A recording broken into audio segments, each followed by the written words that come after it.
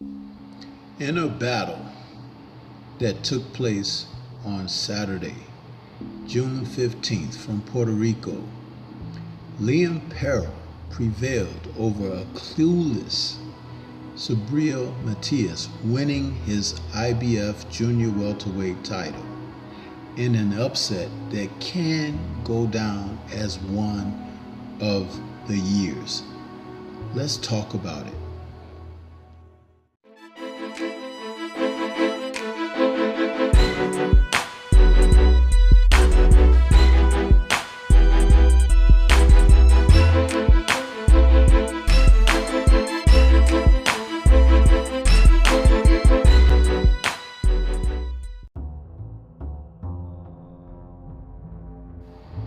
Saturday, June 15th title fight for the IBF Junior Welterweight title, Shareable Matias, champion, taking on Paro, was one of those fights going in that many people had not given Liam from Australia much of a chance due to the success that Matias has had up to this point in his career.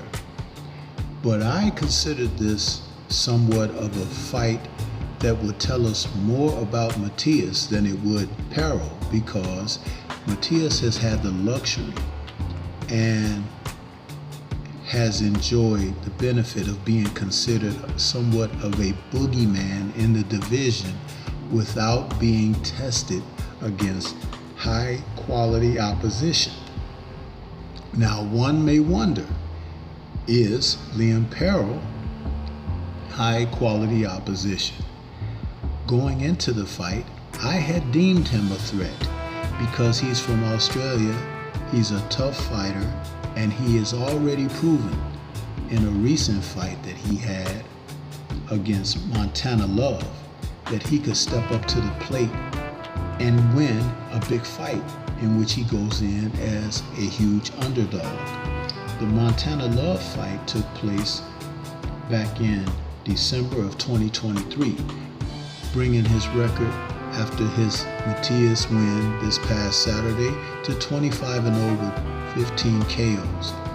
Paro has exhibited character in the sport of boxing. He has exhibited something that we are not witnessing on average due to fighters being put in fights where there are pick'ems, meaning that management promoters are putting their name fighters in against opposition that they are highly favored against. But I didn't see this as a highly favored event for Matias. The greatest advantage that he may have been fighting in Puerto Rico, seeing he is a native Puerto Rican. His record now drops with this loss to 20-2 with 20 KOs. But the 20 KOs are what really misled people going into this bout. Matias has stopped a number of his opponents through attrition, aggression, sometimes overwhelming them with power and strength. But I had a strong feeling that that was going to require more from a skill standpoint when he faced Paro, and he has yet to show that. Matias has yet to show that he can be a tactician, that he can operate behind a jab instead of just putting up a high guard and trying to walk opponents down.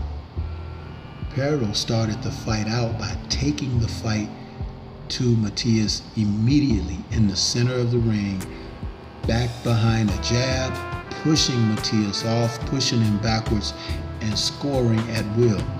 He made certain to launch a variety of shots. Being a southpaw, he took advantage of the angles that a southpaw can enjoy. He was peppering Matias with shots to the head and the body, mixed in with uppercuts, sometimes double shots, stepping off, firing, going on the inside, firing, using his upper body to make space, including his head. And Matias fell into a situation that I had said after the first 3 rounds, which I was scoring heavily for Paro. I said, if he continues to box like this, Matias is never going to find a rhythm. because he's not looking to box. He's just looking to overwhelm with strength. And that was where Paro actually raised the level of what was transpiring in this fight. It was a tactical decision by he and his camp to take the fight to Matias, but not looking to go power for power, not looking to go strength for strength, but looking to be busy to outwork Matias, who would eventually just be looking for big shots, and he was able to score. And that's the name of the game.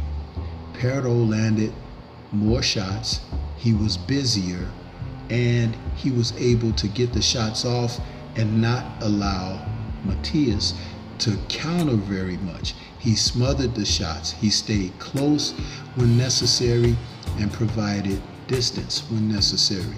Eventually he even reached in to tie up, as he may have gotten a little fatigued toward the later rounds, like rounds 9 and 8. It was a strategic tactic by tying up Matias that we saw him be very successful. And when tying him up, just like Evander Holyfield did with Mike Tyson in their first fight, he would walk him backwards, or as soon as the ref gets ready to step in and break, whether the ref did break or not, he would fire shots and get shots off once again. All of this was very strategic, but it took away a lot of the play for Subriel. Subriel did not respond to this very much, and because he doesn't like to box, or maybe he can't box, he wasn't able to set himself up to a point to get into a rhythm. And so Paro began to pepper him more with jabs as the second wind came, and he did it wonderfully. It was definitely a most calculated manner of fighting a guy who was thought to be a beast, but the beast never was allowed to rage and roam and destroy.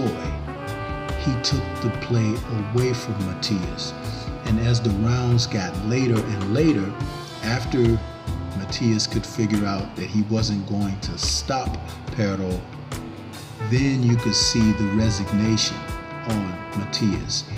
The beast had been calmed, and he didn't have any answers. He could try to go for broke by swinging wildly, but by this time, Paro had recognized exactly where his strength and power were most dangerous and effective, and he eliminated those opportunities by smothering Subriel physically, moving away and putting distance between them.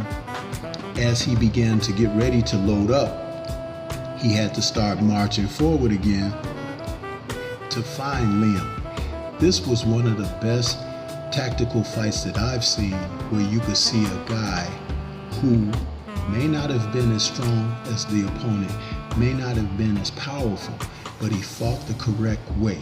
When there are people who look at fighters who have a big punch and are physically strong, they think that strength and power is the only thing that's going to prevail, but not necessarily so. Because in this instance, what Paro showed was boxing IQ. The fact that you can stick to a game plan and be successful behind what you do. And that is a page that many can take from his performance as a learning experience. More importantly, Shareable Matias, because if he can't get you out of there by bullying you and with his strength, he is ineffective, and it was shown on this night. So I say salute to Liam Paro for his victory. He is now the IBF Junior Welterweight Champion, and there are other fighters out there that may think the same, that he's a small-statured guy and I can take him and I can beat him. But when you have a fighter who is disciplined, spirited, capable with his abilities, he is going to be a tough out any night. But what do you think? This is Stormy B-Man. Shout out to the mighty LDBC and Liberated Perspective, a third eye view of the world. For more content such as this, please like, comment, subscribe, and share. Let me know your thoughts about Liam Paro's victory and what could be next for him, and what should come of Shareable Matias. Peace to everyone out there, and everyone please remain safe.